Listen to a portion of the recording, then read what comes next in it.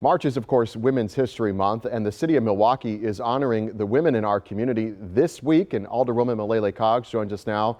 Thank you for being with us. Now, you're the creator of this Girls' Day event that's being held tomorrow virtually, like everything else this year. So tell us about that and how people can get involved.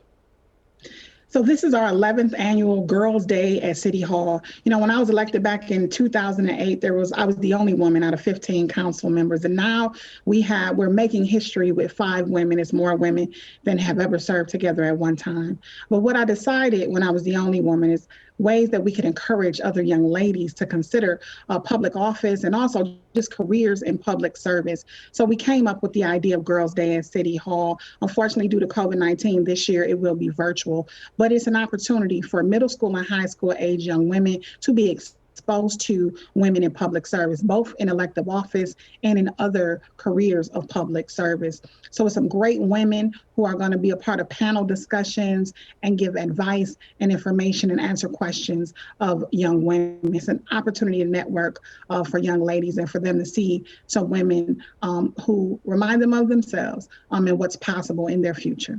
Certainly representation matters. And tell me about some of the classes or the talks that are going to be held tomorrow. What can the girls that log on expect? So the girls that log on can expect to be wowed with a whole bunch of information from women in position. There's a panel of women elected leaders who will be speaking and those running for office. And then there is also a panel of women who have various jobs in non-elected positions.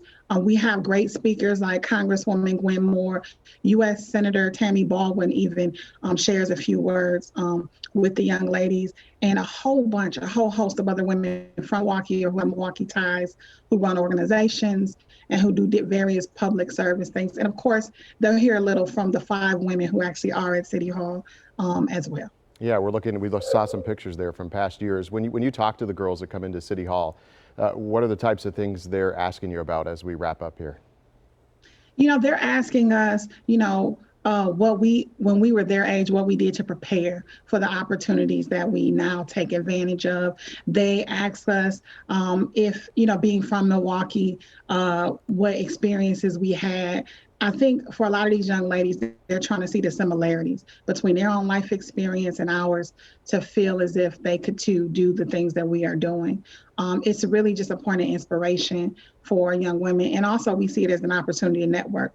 Many of the young ladies who've come in past years have formed friendships, bonds, and mentorships with the women who have chosen to dedicate their time to this. And we hope that even though this year is virtual, that the same thing occurs. Hopefully the young ladies will be inspired and we'll someday be watching them as our both elected and public service leaders in this city.